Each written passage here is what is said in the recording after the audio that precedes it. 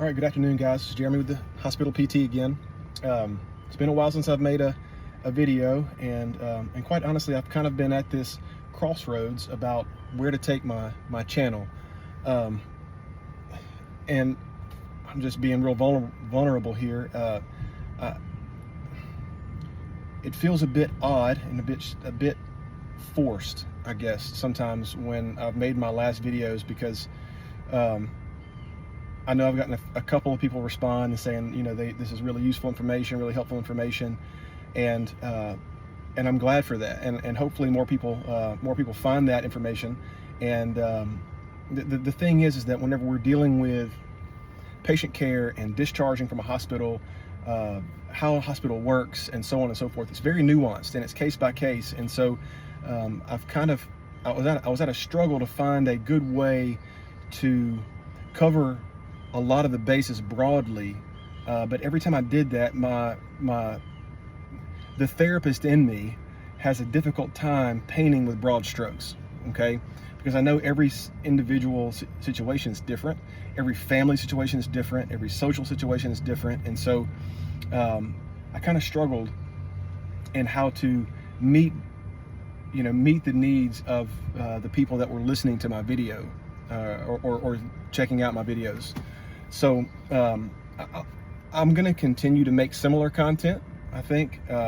Let me know, in the comments what you guys would like me to cover in my videos, and I can, maybe over the course of time, I can speak more specifically to more complicated situations or to more specific situations.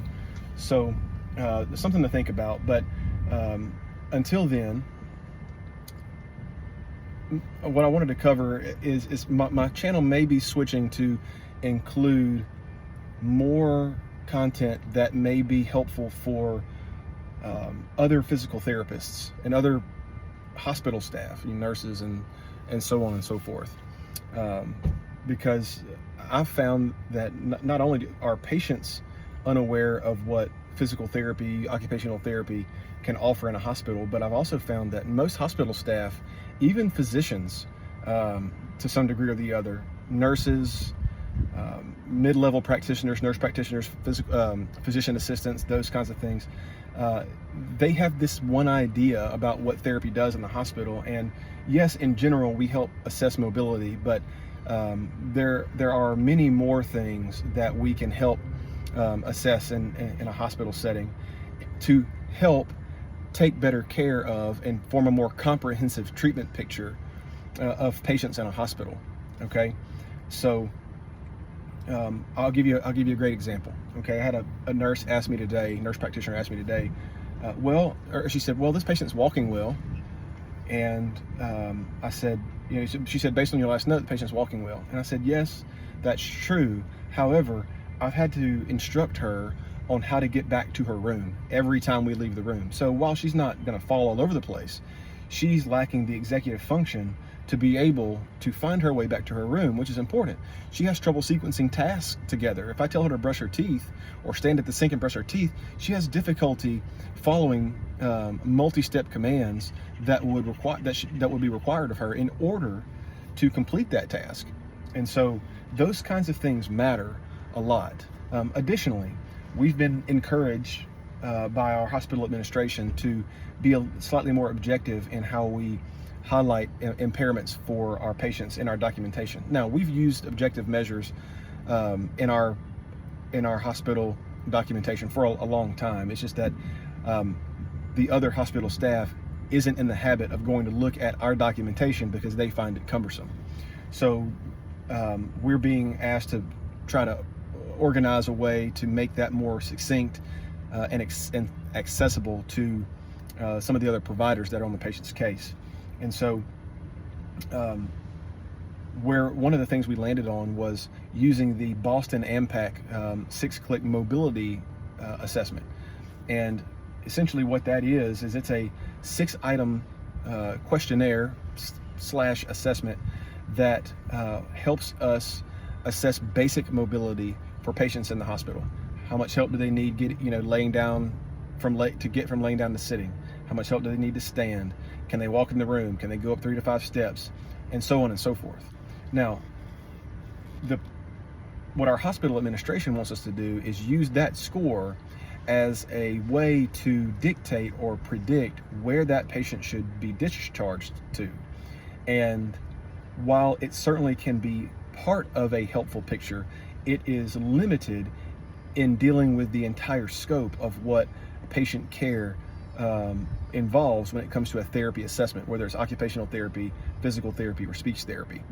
So there's a much more nuanced way to look at that. And so I think what I want to start doing is help, and we're myself as the physical therapy supervisor in our department and the director of rehab, we are putting our brains together and we are trying to determine how can we organize our assessments in a way and use the Boston ANPAC 6-click score, use other objective measures and what may those and whatever those are, if they're applicable, to help inform the care team in a better way, a more concise way. And so I think I'm going to start making some videos that are geared towards helping other hospital staff know how to navigate some of that, what to look for, maybe some ideas to consider. That way, if there are small hospitals, small rural hospitals out in kind of the corners of rural society, so to speak, they can have some resources on maybe I can provide some ideas on what we find successful, what we have found successful so far. So I know I rambled a bit, guys. It's been a while since I made a video. Just I want to be helpful, and I don't want to use AI tools to dictate what my next video should be, because while it certainly can be a helpful tool, I find that it pigeonholes you a little bit and it reduces some of the authenticity.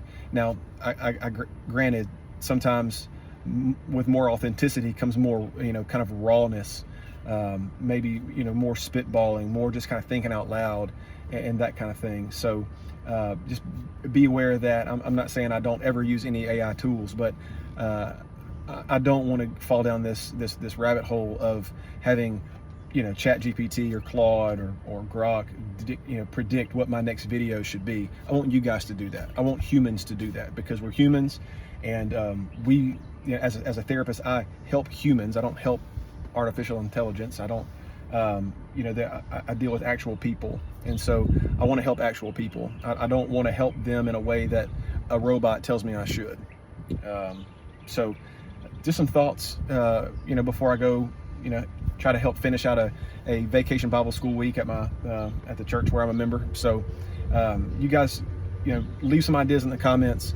Let me know what you think about the direction of the channel. I don't mind getting into the weeds about specific diagnoses and how to treat things, what some interventions that we can use in the hospital. If you're a practitioner in the hospital, maybe some helpful tips and tricks of how to mobilize patients, what to look for in patients' mobility and those kinds of things. And I certainly can speak more detailed about some of the more broad videos that I've provided over the last couple months. So not really sure what my next video will be, but I will tell you this: it will be authentic, it will be genuine, and my aim is to be helpful. So until next time, what I always say, I've said this a bunch this week to my patients: remember, you can't go wrong getting strong. So this is Jeremy with the Hospital PT, and we'll see you on the next video.